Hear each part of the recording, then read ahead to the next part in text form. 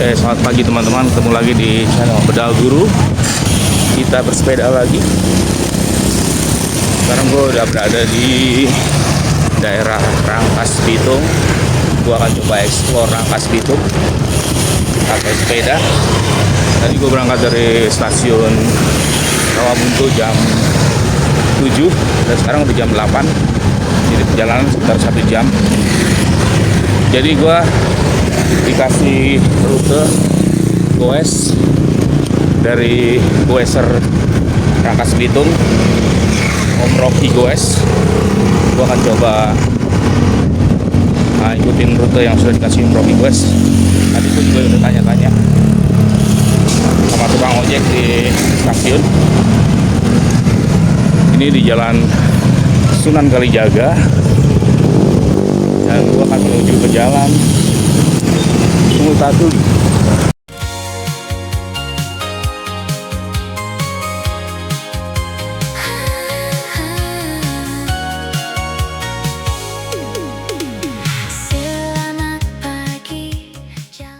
Pak, permisi Pak. Kalau alun-alun sebelah mana Pak? Hah? Alun-alun. Alun pada Masih jauh nggak?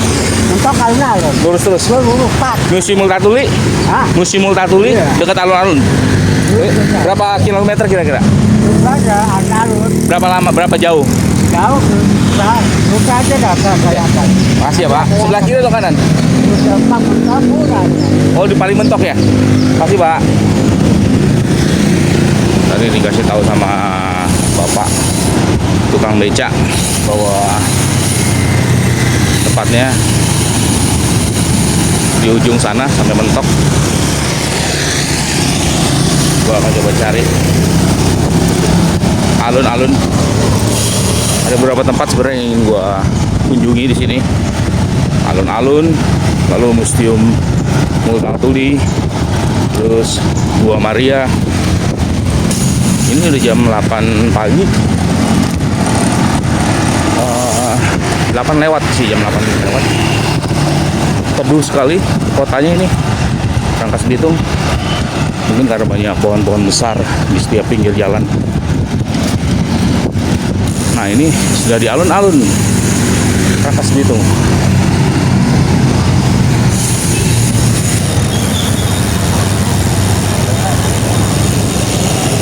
Gua akan coba masuk ke dalam. Mungkin karena hari ini hari kerja ya, jadi nggak terlalu banyak. So gue kalau weekend itu ramai sekali di sini.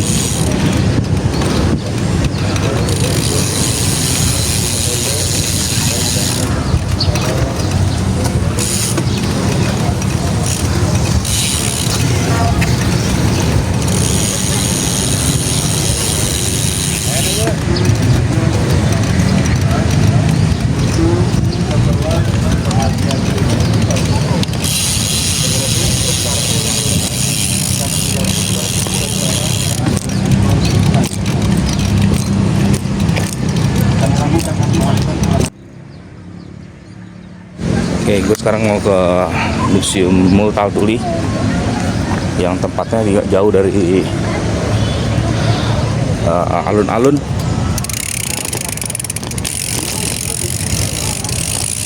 Tinggal jalan kaki aja. Hanya ada di seberang.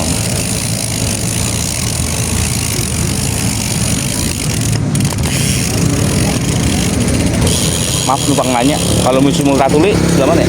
Abang mobil merah tak pintu. Oke ya, makasih ya Bang. Yuk.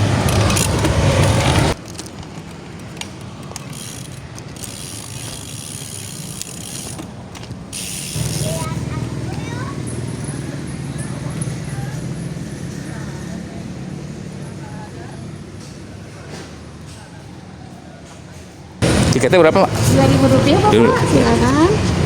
Cash nggak Pak? Boleh, Ya. cash. Tiketnya Rp2.000 ya. Oke.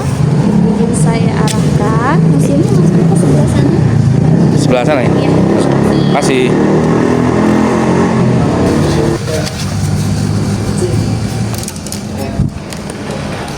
Oke, dalam museum ini Multatuli atau Namanya adalah Edward Doesdecker. Lahir 2 Maret 1820, meninggalnya 19 Februari 1887. Salah satu orang yang ada dalam sejarah Rangkas Bitung.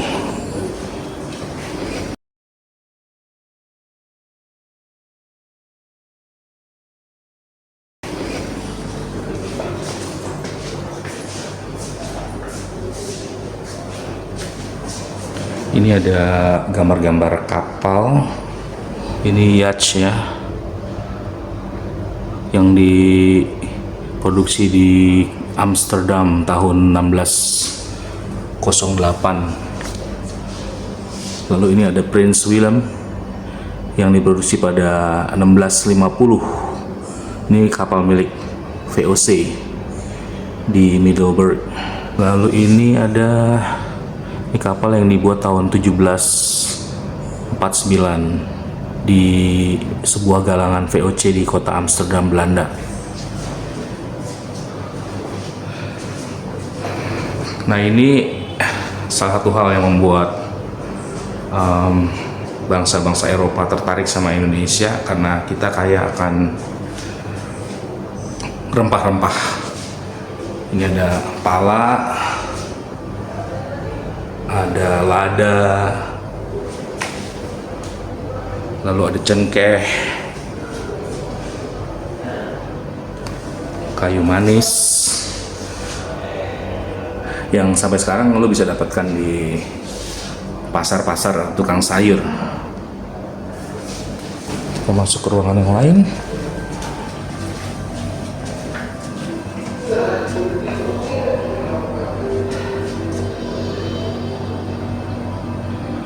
Sejak abad ke-17, kongsi dagang Belanda di timur, VOC sudah terlibat perdagangan kopi di Teluk Persia dan Laut Merah.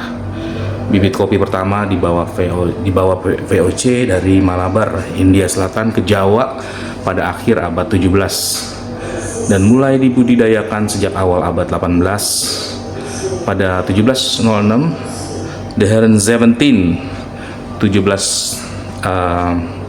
Tuan Komisaris VOC, The Heren 17 ini mengingatkan kita sama Lord Rangga ya, yang berkedudukan di Belanda, menerima segenggam biji kopi pertama hasil panen di Jawa.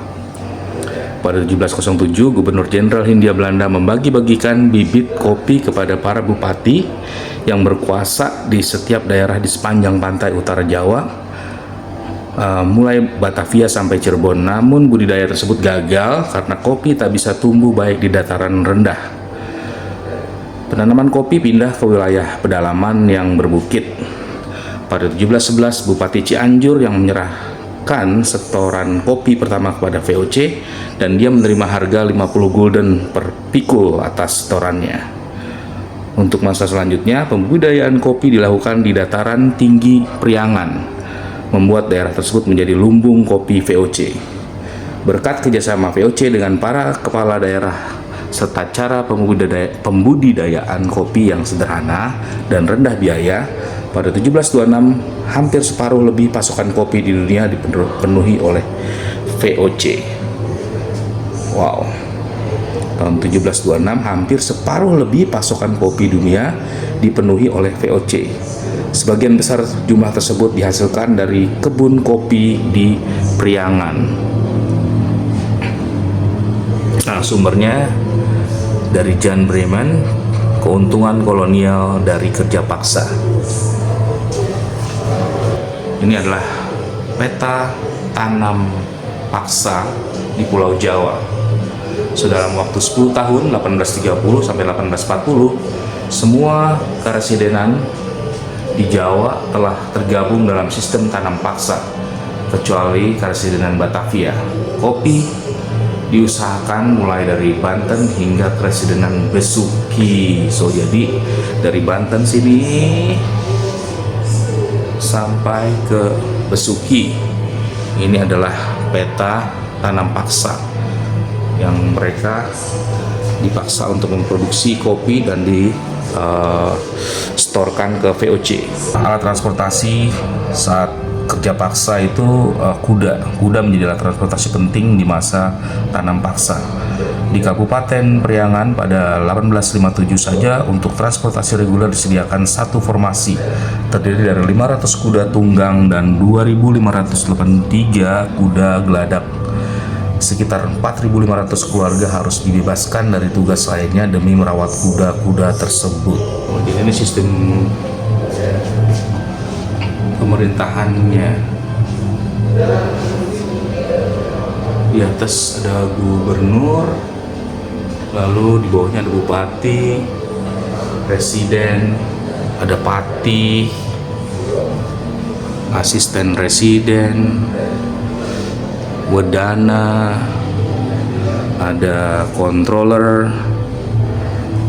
asisten wedana, dan asisten controller.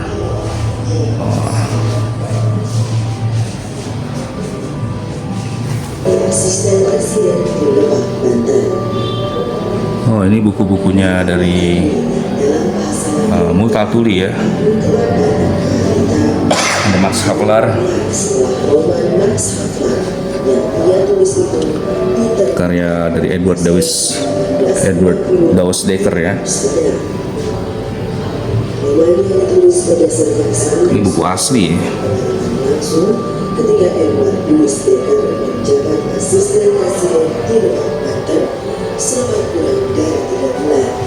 Dan ini beberapa komentar-komentar tokoh Indonesia tentang Edward Dawes Dekker atau Max Havelaar. Ini kata Era Kartini, Max Havelaar aku punya karena aku sangat suka pada Multatuli.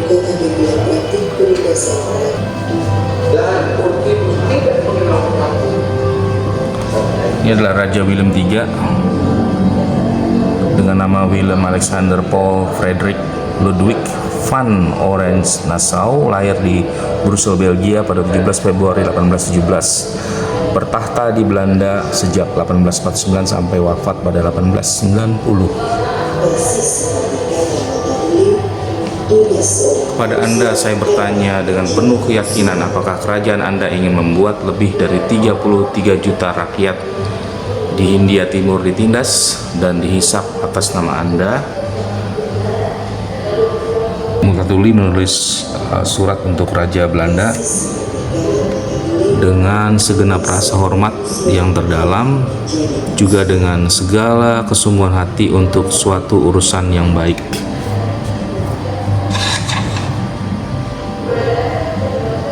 Ya, ini cuplikan suratnya. Ada 34 lembar. Wow. Di sini juga ada buku-buku Max Havelaar.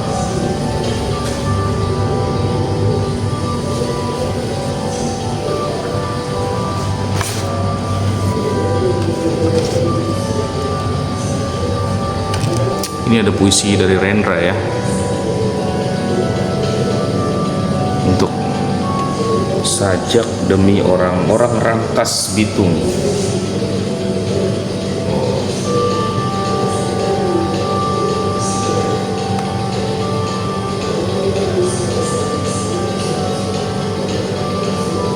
Ini perjuangan rakyat Banten. Jadi ada kutipan dari Max Havelaar, banyak orang Banten mengibarkan bendera pemberontakan terhadap pemerintah Belanda. Itu ada pemberontakan Haji Wakia 1854, pemberontakan Nyimas Gamparan,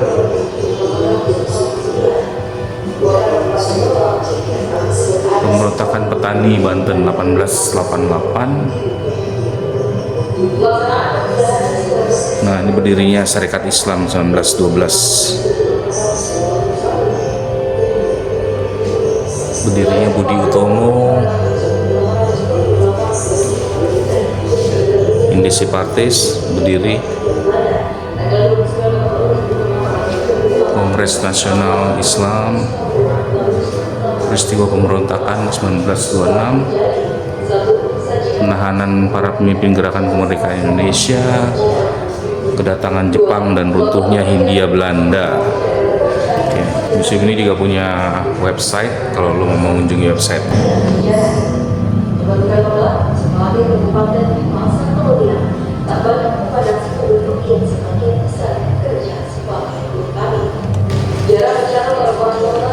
Wah, ini sejarah terbentuknya Kabupaten Lebak, RTA Kartanegara. Jadi banyak banget sejarah-sejarah tentang Banten ya di museum ini. Pantai-pantai di wilayah Batam, hutan lebah, sungai, serta sungai yang disiram dan tersebar di wilayah Lebak.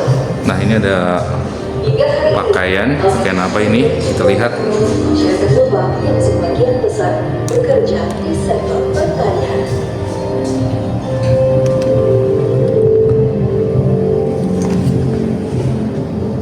Oh, ini adalah baju bupati ya.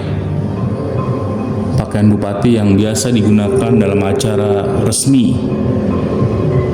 Model pakaian ini meniru bentuk dan gaya pakaian yang pernah dikenakan oleh Raden Arya, Adipati Kartanegara, Bupati Lebak yang pernah memerintah sejak 1830 sampai 1865. Sejarah.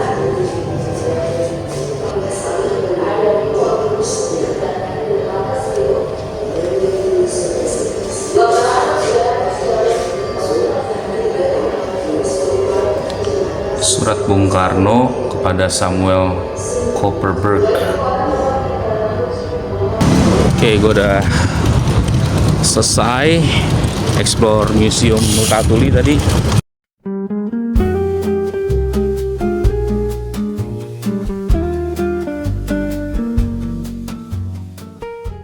Sejarah bukan sekadar cerita masa lalu, bukan hanya kenangan yang berlalu. Ia cermin untuk memahami hati